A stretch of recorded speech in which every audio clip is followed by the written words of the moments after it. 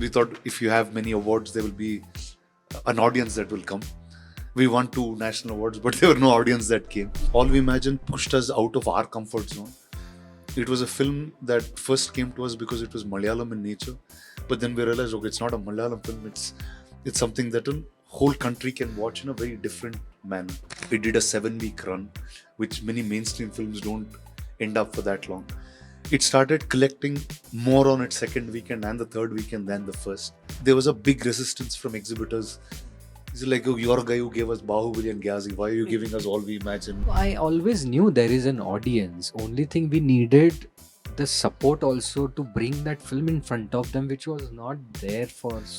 Sairat is one of the film that traveled all over the globe, and I knew if I have that name, people outside India also, those who know about that film, they will understand what is going on.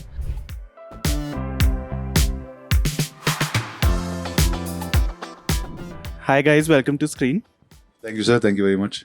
Thank you. So Rana, I've noticed that you became a producer much before you became an actor with Yes, sir, that Spirit was Media. Yes. So ever since then, you've been backing different kinds of projects and also investing personally in a lot of other businesses across sectors. Conventional business wisdom would tell you to not invest in in this film in Sabar Bonda. But what has enabled that? What has given you the confidence as a businessman? Okay, let's take a business lens to this and not an art lens for Yeah. some time. See, often when businesses are created is when there is an opportunity or a gap found. And most people will tell you not to go a direction because it hasn't been done before. Or some people have seen some failure before. That doesn't mean that the system is flawed. It just means that there is not a right system that has been built. And I think I've had the privilege of growing up in different parts of India, in different filmmaking landscapes across different times.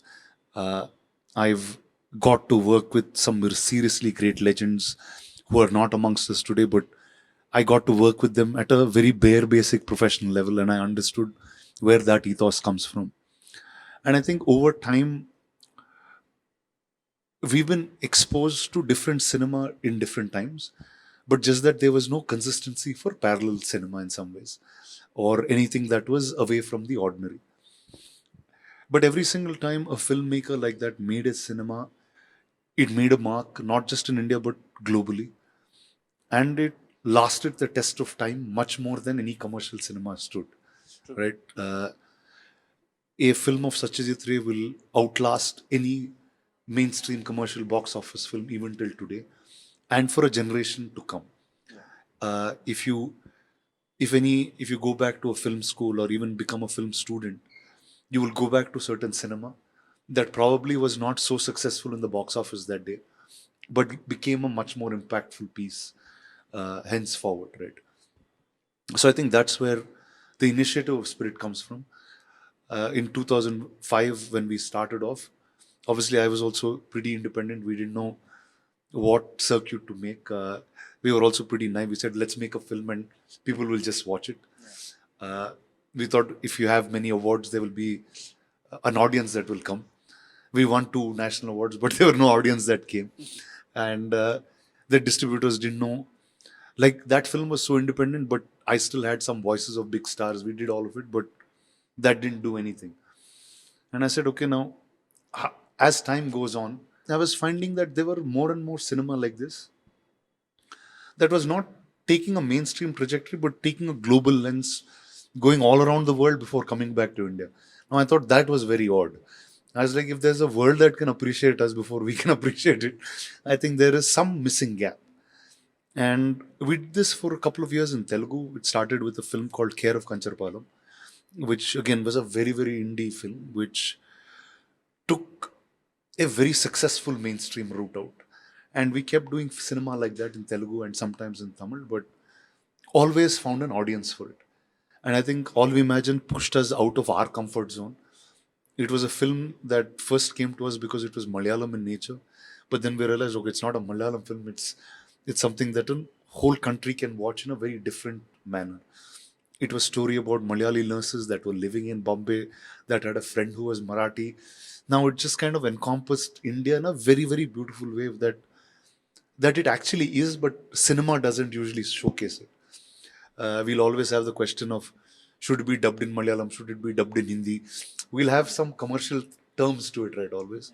And the minute that did well at the box office, it did a 7 week run, which many mainstream films don't end up for that long. It started collecting more on its second weekend and the third weekend than the first.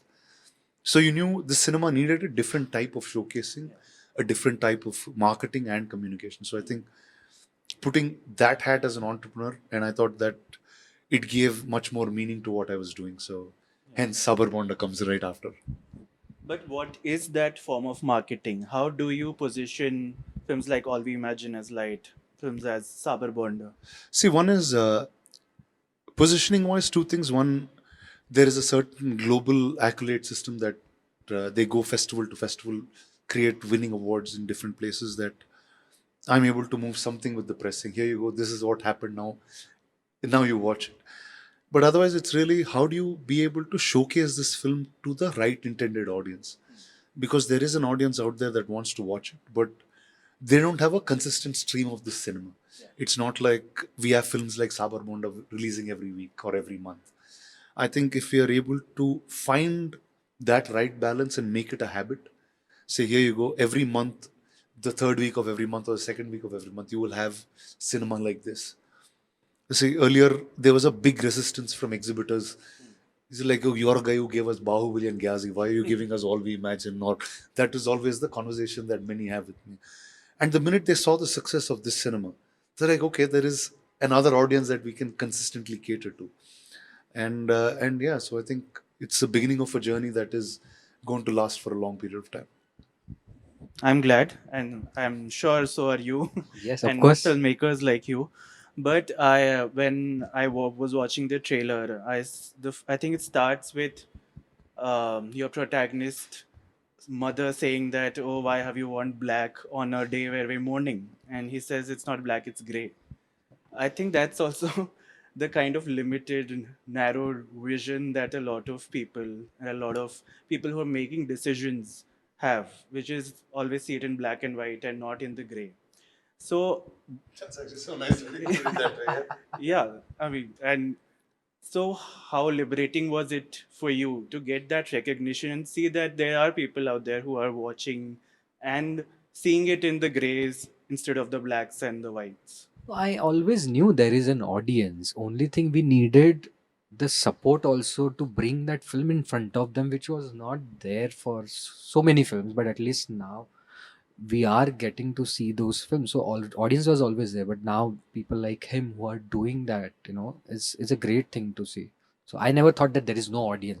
Otherwise, even in past, no one would have made. There are few filmmakers who are making these films. They wouldn't have made this film. Rana, you said that you've lived in different parts of India, and you were, I think, one of the first pan-India actors of your generation even when you did Hindi films like Dam Maro Dam. But even as a producer, that lens has always been across India. Started from South, then went on to across India.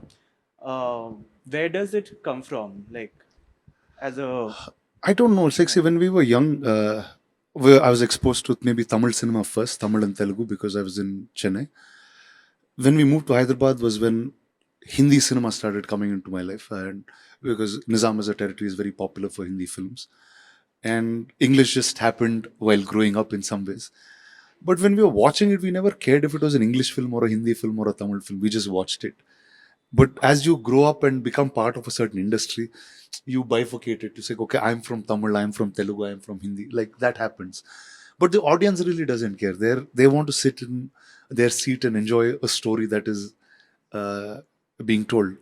And I can take a lens on commercial films at some point. Like, see, when I was doing the Marodam and I was in Bombay for the first round, I used to tell filmmakers, I said, let's try to make a film that can work in, that is socially, that is relevant and connecting to other audiences, which can be released in multiple languages. And nobody believed me at that point. And they were like, what's wrong with you? Why would a Telugu film be watched by a Hindi audience? Why would Hindi film be watched by Telugu? But Now hindsight today, everybody is trying to get to each other's place, right? I don't see every Telugu filmmaker wants to make a film that the whole country watches. So I think it's just some time. Like sometimes you catch trends early on, but you have to be able to hold on to it. I just feel like we've been holding on to that thread for a while now, and it's shown us consistent success. So you were saying make a Bahubali even years before they made a Bahubali. Well, that was always my intention, because it's like I came, I like Telugu as an industry. I worked there as a visual effects guy before. I worked in production before, but when I came to Hindi, it was like completely new. I had no idea of anybody. I was just cast in a film, and I came here. But I knew the language of filmmakers was the same. It didn't matter if you spoke Hindi or English or Telugu. You were telling a story. And I was like, okay, it's just bound by region, because somehow the politics of your nation told you that you're from this state and that's a different state, right? But there's so much similarity that happens. Like, take for example, I'm saying, let's take Bahubali for example and take Sabar Bonda on both ends, right? Now, Bahubali had like literally no North Indian cast. It was, for all practical purposes, Prabhas and I were new people that came. Rajmouli was a director that had made Makki, that some audience knew. But this film opened like as if a mainstream Hindi film would open. So it didn't matter where the audience was from. Now, same for Sabar Bonda. I'm somebody who, very little Marathi I heard over in my life, very little cinema I got to see. I understand regions, but the minute I saw this film, it didn't matter to me where I was from. I knew the problem of the protagonist. I knew the trauma of it. I knew I was waiting for his journey to overcome that. So I think that goes beyond language, and that's the only thing that brings us together as Indians and humans. It's interesting that you point out that Bahubali didn't have any North Indian cast. But once that Oh, pan, no, that Tamanna, sorry, shit. Like just that she was from Hyderabad at yeah, that period. and that we can consider her as a South Yeah, actor. she's as Telugu as. You Yeah, spared. yeah. No, but I mean that became successful, and once that pan India trend started, then it was almost like a curation that we need to have North Indian faces. Sometimes it worked, sometimes it didn't. So what do producers have to keep in mind when they're trying to replicate that and trying to curate a pan India experience? See, I think casting somebody for market is not what is right. Casting that person for that role is right. Like, see, it didn't matter to the audience if Prabhas and I were Telugu or Tamil. We just looked like two guys who were from that period who were fighting for the throne. And we could be speaking any language, but you just connected because we looked the part. You saw Mr. Satyaraj, who played Kattappa, who again is a veteran Tamil actor. But it didn't matter to any of the audience, because the minute he walked on screen, you knew he was the guy you had to. Uh, and it just be as truthful to your story as possible. If it's happening in Bombay, then it has to happen here. The people who speak that language need to be in a certain way. If your character speaks Malayalam, then cast somebody who can speak Malayalam and Hindi. Like, what is that? I think that's the care that one needs to take, rather than, see, it's not a deal. See, finally, what is a film? It's a story. It's taking a story and using it in emotional beats to make sure it comes to us, right? And that never asked for, I want a Hindi face, I want a Marathi face. It never asked you that. It just chose the right people. You shot the film in your village, In my mother's village. in your Yeah. mother's village, and you've borrowed parts of your own life and incorporated that into the story. How liberating was that to put your story or parts of your story out there? I really don't think about all of these things. I was just intrigued by this story and I wanted to make as authentic as possible. That's why I just borrowed from my experience and people around me.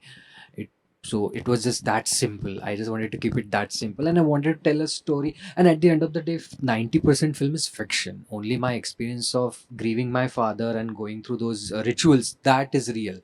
Rest of the story, that is completely fiction. So not everything is from my life.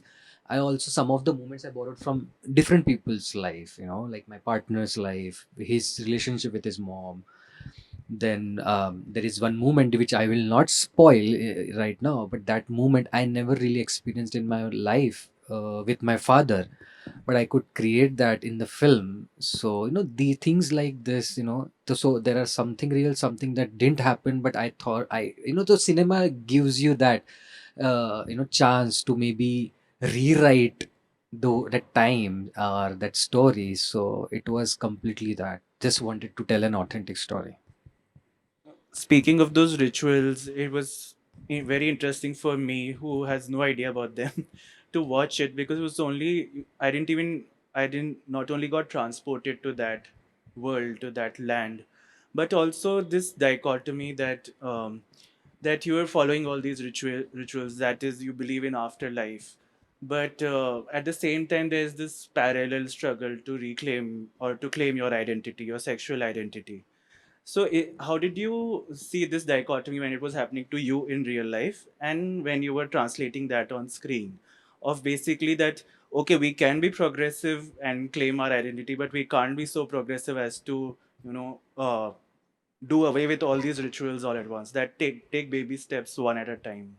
So see, what happened when I was there was, first of all, I could not uh, completely say no to everything, because my mom believes in those rituals, the village believes in those rituals. If I, say no, everyone will at some point start talking to my mother. Oh, your son didn't do all of these things. So you have to also think about all of these things, and I didn't want her to go through it.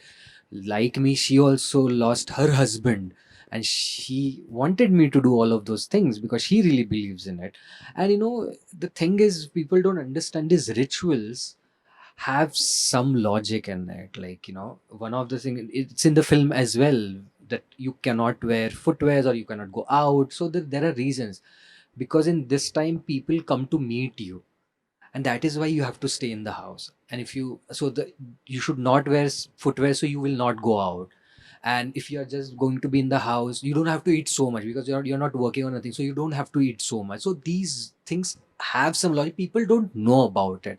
And the way my partner says, sometimes these rituals are only to comfort who are grieving.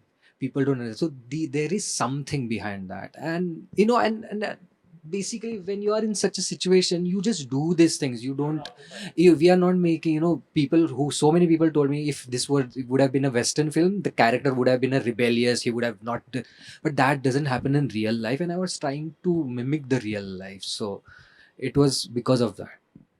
See, and that's the beauty of India, no? See, you are so modern in a certain society, but yet there are so many traditional roots that like ground us, and that's what the beauty of this film was.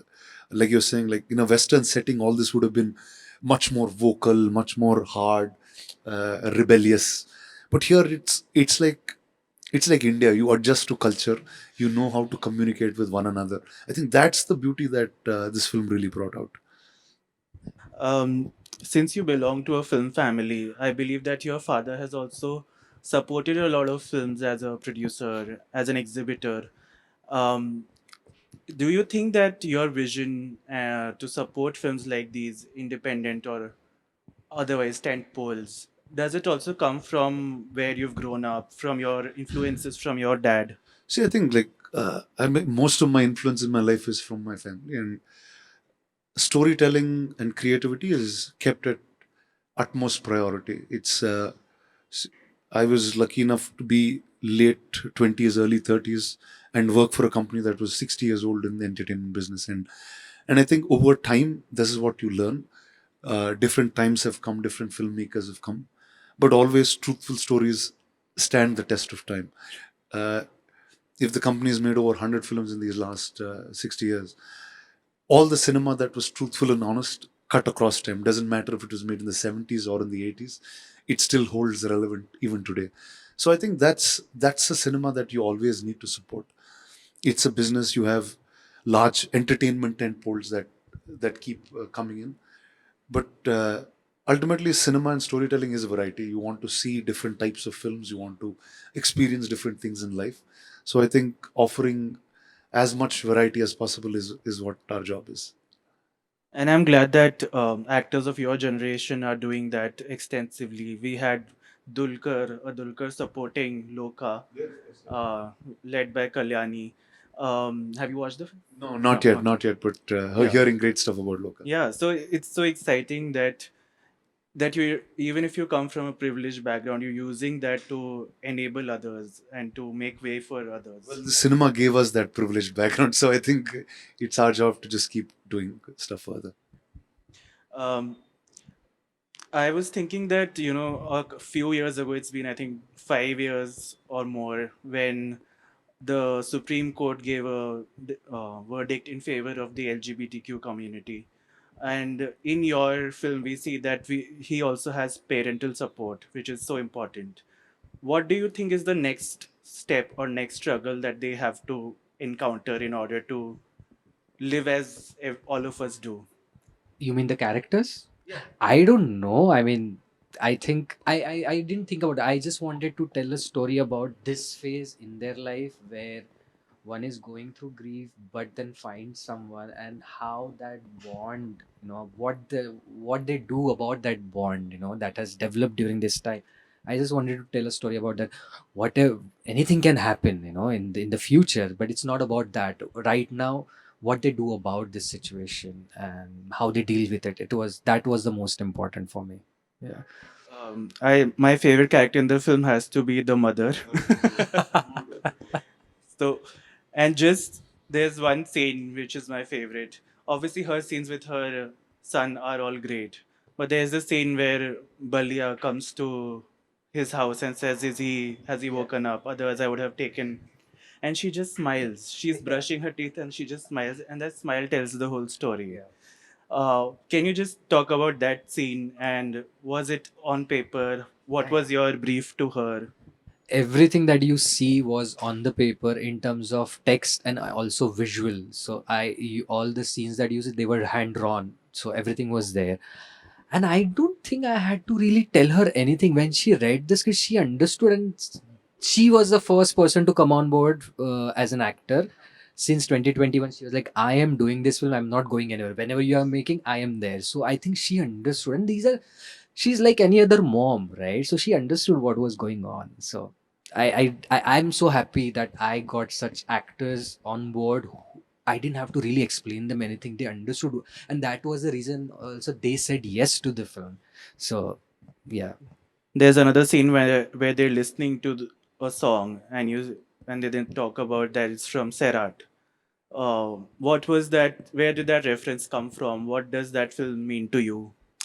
So see, this again, the reference of Sairat was a very simple reason. Like, I wanted this film to be seen globally. Now, if I would have, Sairat is one of the film that traveled all over the globe, and I knew if I have that name, people outside India also, those who know about that film, they will understand what is going on. In a way, songs of Sairat, everyone loves them. They are so famous, so people will understand which song that they might be listening to. And that happened, that in MoMA, New York, after the film got over, the white American lady came to me and started talking about when he said Sairat, but she was rather scared because the way Sairat ends, she thought that something like that is going to happen. So sometimes you have to make some details accessible to not only local people but some people outside. So that's why that choice came, that Sairat people know and people will understand. They might also start thinking, oh, which song they must be listening to. Maybe it could be their favorite song they must be listening to. So that was the reason I put Sairat So, in which it. song were they listening to? I don't know if you like anything. See, sometimes I feel, uh, audience have their own perspectives, and I think film should be something that allows audience to interpret.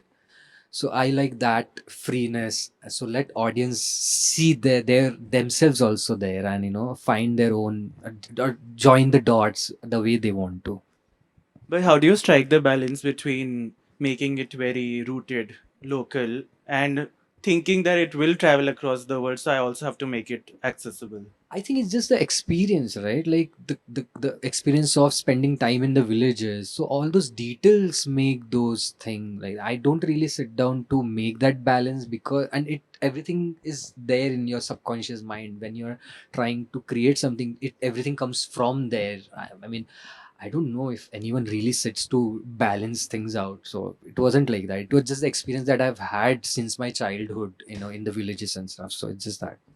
Did Nagraj Manjule react to that reference, Sairat He's reference? on board the film as an EP. He was calling me sometime back, but because of this, the phone is on silent. So he said, "Don't worry, you go on with it. We'll talk tomorrow." So maybe tomorrow I'll get to hear from him what he thinks about the film. But he's on board. It means that he likes the film. Finally, Rana, switching gears completely, like you always do.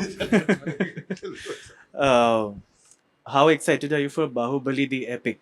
Oh wow, that's like it's suddenly like I didn't even if I didn't do anything this year, so I'm gonna have a big one.